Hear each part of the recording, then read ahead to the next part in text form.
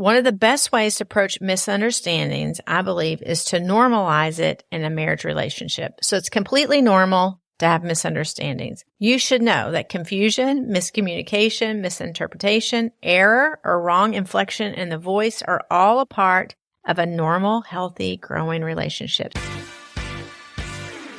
Welcome to the Art of Espousing podcast. Thank you so much for taking time to listen today. We're excited about the content we want to share with you. We believe it's going to be helpful to your marriage practice. Yeah, if you're new or newer to the show, we want you to know that the reason we do this podcast is because we believe that every marriage, including your marriage, can move from mundane to masterpiece level. But we also know personally that a work of art doesn't just appear. It requires intent and practice to be crafted and shaped. So our goal with every episode is to give you the tools to practice that will help your relationship not just survive, but also thrive. That's right. We are empty nesters for 4 full days. That's right. Duval. I'm so excited. Excited for Addie. Right. I want to be clear. We love our kids. I'm That's just true. excited for our season. It was a great send-off to little Ads, mixed feelings, but all in all, we're embracing this new season. That's right. We just helped our youngest daughter, Addie, move into her college dorm this past Friday. Tears? Did you have tears, James? Yes, I did a little heart inside. Yeah. I don't actually cry. So there was I probably saw some welling. Your Yeah, sunglasses served you well. that's right. So, and although we're pumped to be empty nesters, we really are, it's kind of sad that a season of our marriage has actually ended. But on to the adventure ahead, right? That's right. We want to let you know that we're making a change in when we release new episodes. This is kind of big news because over the last month or so, God has been opening some new opportunities for us to step into, and we can't share the details yet, but we promise over the next few months we will let you know. But knowing there's only so much bandwidth available to the two of us, That's right. we're going to make the move from dropping new episodes every week to starting to release them every other week. So after today's episode, our next episode will be in 2 weeks. That's right. So I appreciate that we're probably going to have a podcast on what we say yes to and what we say no to That's and true. making space and margin in our life. This is a great example of that. So That's right. kudos to us for listening to what we need Setting to do. some priorities. Yeah, that's right. We appreciate you understanding and the support of the Art of Espousing community as we take on these new projects. That's right. So there's several topics in marriage that are always going to be a point of conversation, a point of tension, and an opportunity for growth. So today we're going to be talking about misunderstandings. And I think those are one of the most common challenges. They're threaded throughout our marriage journey. So year 1 and beyond, there are new levels of continued learning to build on. That's right. Misunderstandings can be over the smallest things and can cause the biggest problems. Yep. But they really disrupt the overall atmosphere of our marriage, even if it's small, bringing about real tensions that, if not processed, can pile up and erode communication and joy. Yeah, that's really so true. And we see that in a lot of relationships, and we've experienced ourselves. Misunderstandings are defined as the failure to interpret or understand something correctly. I think you should repeat that. That is really good. Yeah, misunderstandings are defined as the failure to interpret or understand something correctly. Yeah. So we want to spend today's podcast on getting in front of these misses in communication with some practical ways to avoid misunderstandings and therefore strengthening your marriage. Before we go there, we want to make sure you know about the marriage reboot. This is a 2-day intensive with Lisa and I, where we focus on defining the purpose and vision for your marriage. It's an amazing process that we love taking couples through. Mm-hmm. It's designed to bring clarity and breakthrough to every aspect of your marriage. We cover it all, and together we will craft plans for each aspect, and we'll create a solid framework that will help you manage and continually renew your marriage in the future. During this private 2-day experience, you and your spouse will have our undivided attention as your dedicated marriage coaches. We will guide you through a journey of reflection, helping you identify where you've been, define where you are now, and discover where you want to go together. This reboot is designed for marriages in all stages, and we know it'll make a huge difference in your marriage. You can find out more about the reboot at www.artespousing.com/marriage coaching. You can also message us on Instagram, and we'll send you a link to schedule a 30-minute call with Lisa and I to hear more about the reboot. Okay, James, one of the best ways to approach misunderstandings, I believe, is to normalize it in a marriage relationship. So it's completely normal to have misunderstandings. You should know that confusion, miscommunication, misinterpretation, error, or wrong inflection in the voice are all a part of a normal, healthy, growing relationship. So everybody take a deep breath. It's all good. The unhealthy part is to not discuss it or address it, hitting rinse and repeat cycle over and over and circling the same thing. So getting a strategy around them and having a discussion around the typical trip-up patterns in your marriage is the best way to minimize this type of mishap. Yeah, as I think over our years of marriage, there are some usual suspects that cause misunderstandings. When kids are added to the family, we often found ourselves interrupted. Selfishness distorts the reality of a situation, disrupting the ability to be objective. The busyness with schedules or simply the lack of time to communicate all can cause misunderstandings. Absolutely. So as we set up this conversation today, I like to establish two types of misunderstandings. The first is the speaker is not aware they are being misunderstood, right? Right. And the second is that the listener is unaware they are not understanding what is intended. Correct. And when those two things happen, or one of those two things happen, or both of them happen at the same time, there's a lot of misunderstanding. And I believe this is foundational as we approach this podcast because it defines the responsibility actually for both the husband and the wife.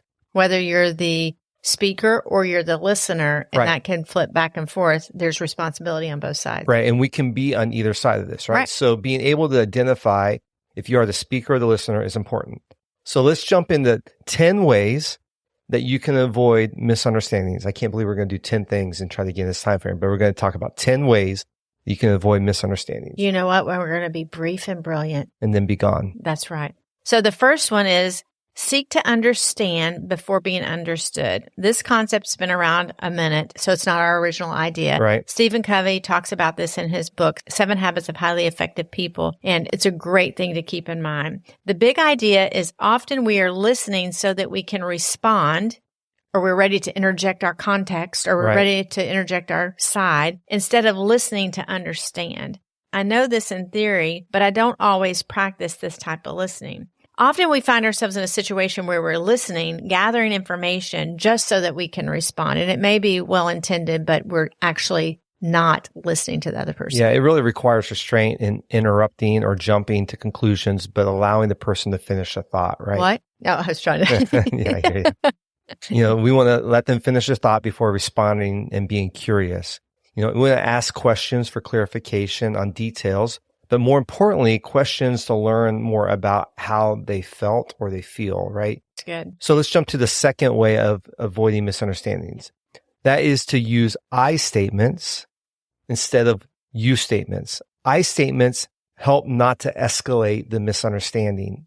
Additionally, it positions the two of you in a place of forward progress and true understanding. Yeah. So instead of saying, James, you minimize my feelings, I could say something like, when we talk about things that are sensitive to me, I feel like you move on quickly and I leave feeling my emotions are silly. So that gives more context to what it is and unpacks it better than saying you minimize my feelings. If I were to use you statements, it puts me in a place of judging your motives, which no one but God can judge motives, right? And a place of accusation. This also positions you in a place of defensiveness. So we're going to circle the wagon on this if I go in that direction. On the other hand, when I use the other approach, it positions us for dialogue and opportunity for growth, learning, and understanding of each other. That's really great. The third way that we can avoid misunderstandings is to speak calmly and clearly. You do a great job of this. We can easily get... I don't. Well, I'm growing. No, I understand. See, I'm using an I statement. We can easily get on what we call the crazy dance, throwing us into this infinity loop, acting and reacting with no stopping, right? Speaking calmly is a great way to end the crazy dance. Literally, breathe deeply, gather your emotions and thoughts so that you can speak clearly. Our words can be implicit or explicit. Implicit means they implied but not plainly expressed, versus explicit, stated clearly and in detail, leaving no room for confusion or doubt. It's said that all ambiguity is interpreted as negative, so you want to be specific, clear, and calm.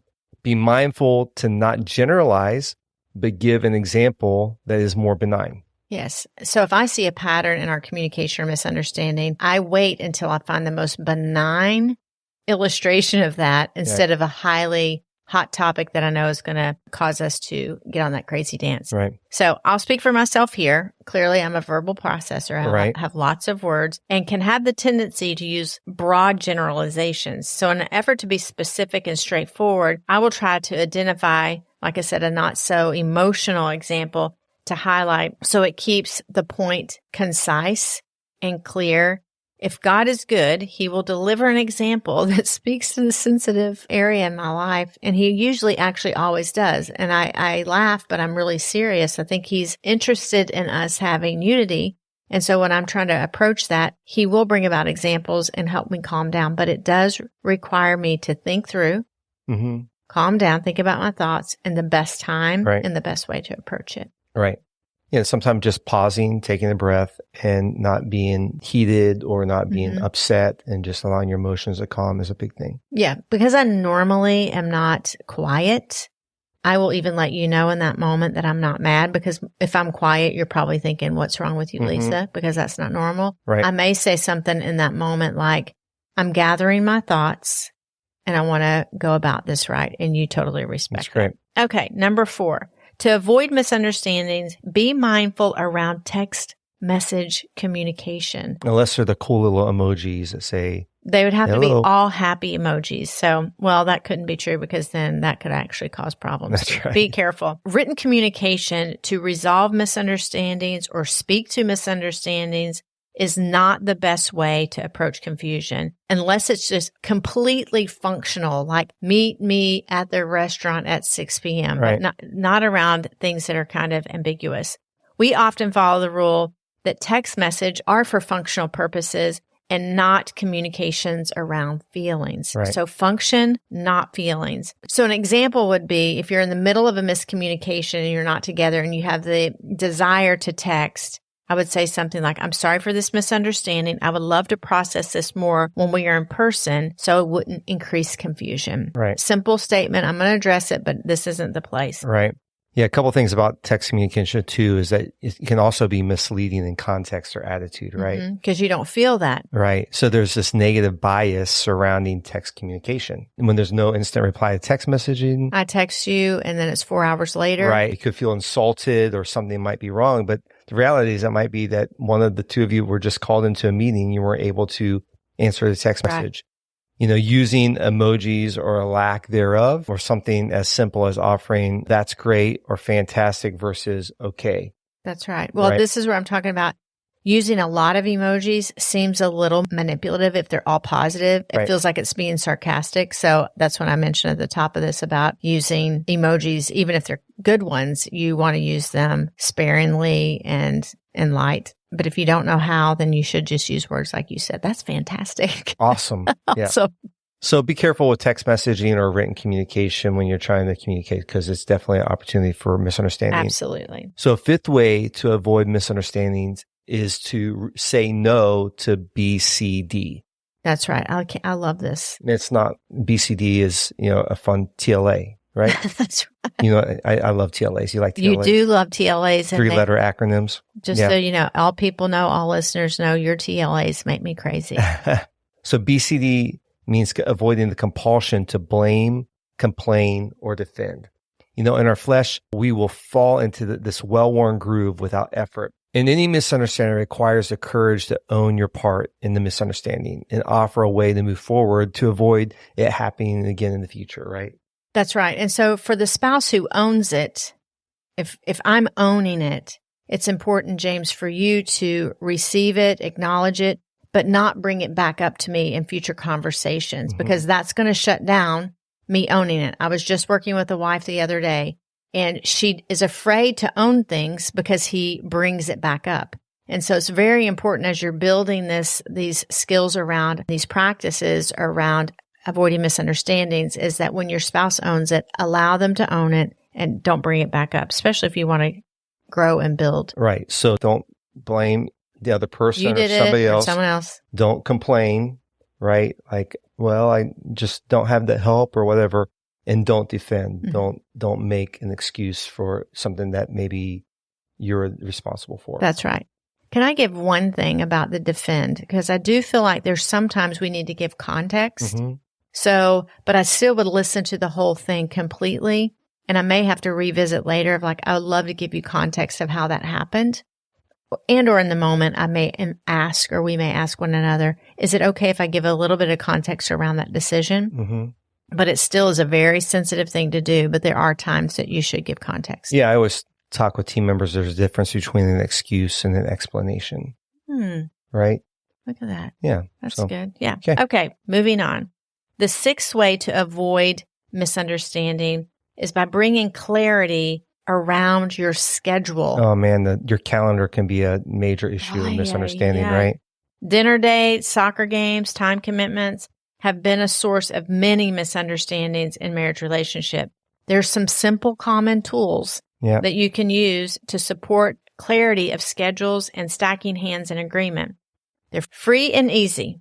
It's a Google Calendar or some type of shared calendar, and it can even be hard copy, whatever you need to get on the same page. And a glance ahead at the top of the week to firm up commitments and time. So come Sunday, you and I are looking at the week ahead. We're looking at evenings, and we're confirming that our calendar matches and what time we're leaving. If there's any kind of, are we riding together? All those things to eliminate that kind of misunderstanding.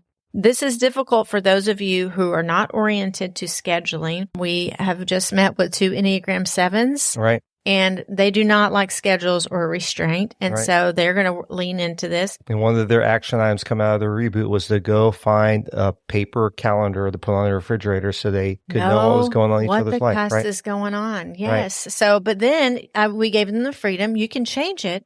Right. You're allowed to change it, but you at least need to have it down so that you know what's going on. We'd encourage you, if you're like this, is to come halfway, especially if it's a pain point of misunderstanding. Because this is the deal. If the misunderstanding is greater than the joy of your carefree calendar, get a calendar. That's right. Yeah. The 7th way to avoid misunderstanding is mind your body language. This is the big one. Yes. Any confessions, James? No. Okay. So take inventory of your stance of your body as a So take inventory of the stance of your body as the misunderstanding is taking place. So you're in misunderstanding. Evaluate your face, your arms, your shoulders. Your body is your foot stepping back. You want to evaluate all of this. Be sure to engage with eye contact and focus. Phones are down. Apple Watch isn't coming up and checking it out. There's no text message that's more important than this eye lock. Yeah. I actually just finished a book called Cues that has all to do about how we cue each other through our body language. And can you put that in the show notes? I will. It's a great book, and it talks about like warm cues and confident cues and things that are like danger zone, things you shouldn't do. I remember recently we were working with one couple, and our first interaction with them, every time one of them spoke, the other one rolled their eyes. It's just like, oh, okay, that could be a problem for communication. Yes. And if the spouse is seeing that, it's going to cause miscommunication. It spoke something beyond what the words were saying. So let them mind the body language. You know, the other thing is some of this comes more natural to people than other people. So it's okay. But that book really would be helpful for you if you are the person, the spouse who doesn't realize that you're sending messages in this way. Right. So the 8th way to avoid miscommunications is a tool that we've taught on before called the 5 gears. Mm-hmm. And we encourage you to go back and listen to this episode. We'll put the episode in the show notes. Basically, there's kind of 5 mindsets that we can be in as individuals, whether that's like kind of focus mode or multitasking mode, connect gear or the intimacy gear or recharge gear, right? Right. And if we're not in the same gear trying to communicate, we can be grinding gears and cause misunderstanding and not really be able to connect with one another. This is a huge tool. And again, encourage you to go in the show notes. We're going to put that episode in there so you can go back and listen to it because this will really change your communication. And one of the hardest gears is really the reverse gear, right? Right. Being able to go back when you've blown it or you've said something wrong or miscommunicated and say, hey, I'm sorry. That's a hard gear, but it's being able to get in that gear at the right time to make communication work. That's right. So we have 2 last ways to avoid misunderstanding. I'm going to give them to you pretty quick. James, are you ready? I'm ready. Okay. Number 9 is practice patience. Just be patient as you're learning to navigate through misunderstandings. Give grace. Don't rush or force people to respond, either of you to respond immediately, because it can lead to further misunderstandings. This is why in patience, you can practice the pause. You can always say, can I circle back around? That's right. And can we discuss this later, so that you both have time to gain composure? And the last, number 10, is the Mac Daddy of all of them. That's right. Is pray together. Our founding pastor at our church always said, it's hard to be in conflict with your spouse, or it's hard to be mad at them when you pray with them. That's right. And so you want to conclude your conversation of a misunderstanding, or if actually you're going to table it and talk about it later, is just one of the two of you initiate. And women, don't be afraid to initiate and hold grudge that your husband should initiate. Right. And husbands, don't be irritated if your wife initiates. Right. But one of the two of you just pray. And it could be simple as, God, you want us to be in unity. We need the power of the Holy Spirit to help us stay in unity. In Jesus' name. That's right. Please help us. Help us.